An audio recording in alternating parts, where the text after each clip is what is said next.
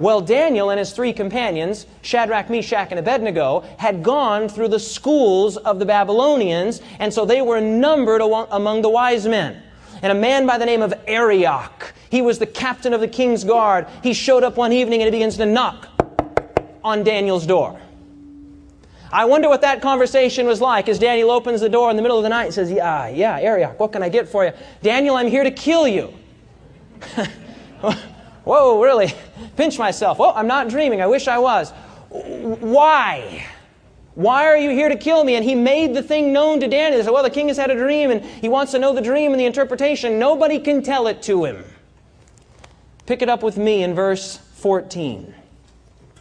Then with counsel and wisdom, Daniel answered Arioch, the captain of the king's guard, who had gone out to kill the wise men of Babylon. He answered and said to Arioch, the king's captain, why is the decree from the king so urgent? Then Arioch made the decision known to Daniel. Notice verse 16. So Daniel went in and asked the king to give him what, everyone? Time that he might tell the king the interpretation.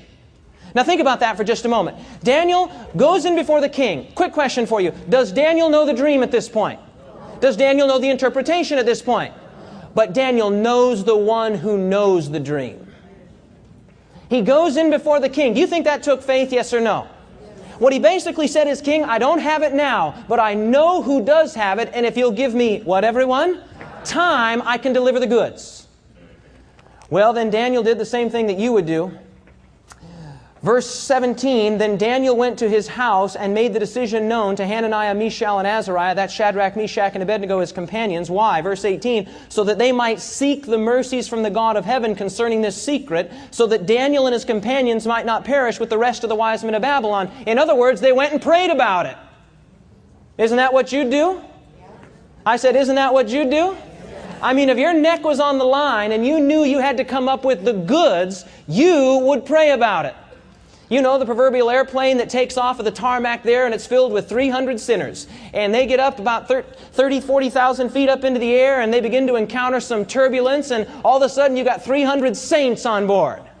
Oh, Lord, if you just get me off of this plane, I'll live my life for you. Oh, and the captain gets the thing under control and it lands safely and 300 sinners walk off. You know how it is. When the going gets tough, when tough times come, we know what's most important in life, don't we? Yes or no? Absolutely. In fact, we're going to have a message entitled, you looked at your advanced schedule, that says how to face death unafraid and with absolute confidence. You don't have to be afraid to face death if you've put your faith in Him who has already faced death and has conquered it. Amen. We'll come back to that. Don't get me to preaching on that tonight. I got stuff to talk about. So now look at here. We're on the king has a dream, verses 1 to 12. We should easily be able to fill these blanks in. King Nebuchadnezzar had a dream in the 2nd year of his reign. He called for the wise men, the astrologers, and the Chaldeans. Could they give the help that the king wanted, yes or no? No. What two things did the king want, everyone? He wanted the dream and the interpretation. You've got it. According to the king's counselors, who alone could give the information that the king wanted? That's exactly right. They knew it. They said, hey, listen, what you're asking is strange. It's unusual. No king or lord has ever asked this of any wise men or astrologer. Only gods know this. Notice the next part there. Daniel was sought. Daniel asked the king for time. What did Daniel do after visiting with the king? He went and prayed. What would you have done? You would have prayed too. Now, look at verse 19. What is the first word of verse 19, everyone?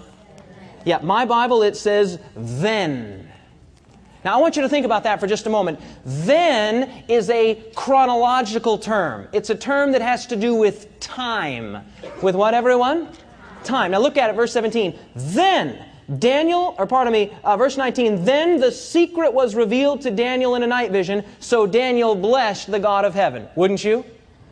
I mean, Daniel's praying, Hananiah's praying, Azariah's praying, Mishael is praying, oh God, our head's on the block, and all of these other phonies' heads are on the block, and we don't want only to lose our own lives, we want to preserve the lives of these people, so oh God, give us the dream.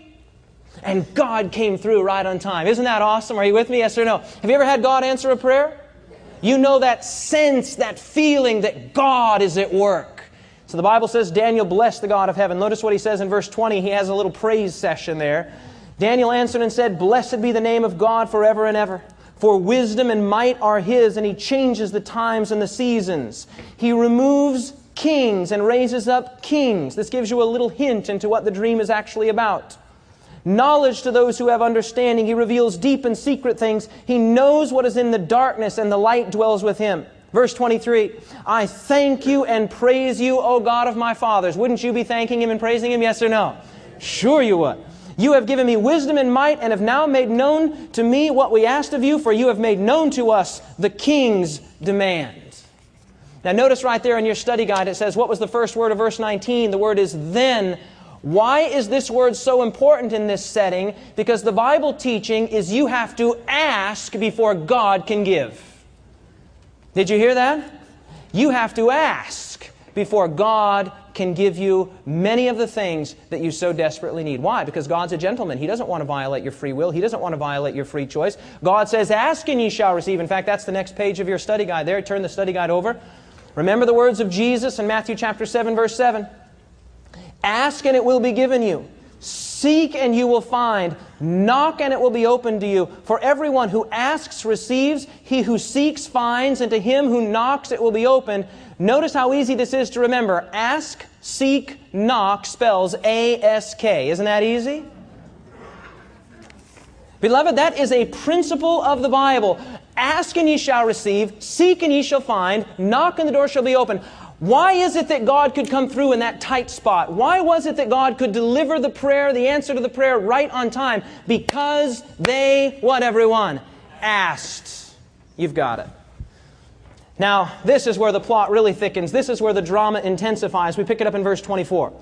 "Therefore Daniel went to Arioch, whom the king had appointed to destroy the wise men of Babylon. He went and he said to him, 'Do not destroy the wise men of Babylon. Take me before the king, and I will tell the king the interpretation.'" What a tremendous act of faith. He says, "Take me before the king. I'm going to tell him what he's looking for," verse 25.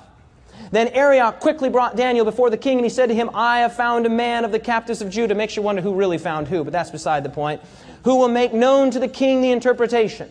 The king answered and said to Daniel, whose name was Belteshazzar, 'Are you able to make known to me the dream which I have seen and its interpretation?'" Notice the king hadn't changed his mind. He still wanted both things. The dream and the what, everyone? The interpretation. Can you do it? Now, I want you to think about this scene here for just a moment. Daniel is basically a Hebrew slave. For all practical purposes, he's a Hebrew bondservant. His country, his nation had been utterly destroyed and subjugated by the Babylonians. And here he is, probably a 19 or a 20 or a 21-year-old boy, standing before the most powerful man in the world. And the most powerful man in the world is intensely interested in what Daniel has to say. Never forget this lesson. If you have knelt before God, you can stand before kings. If you have knelt before God with humility, you can stand before kings with confidence. And the king looks at Daniel and says, "Can you give me the dream?" And this would have been a perfect opportunity for Daniel to say, "Oh yeah, king, I'm the man. I got the goods. I can tell you what it is because I'm so smart."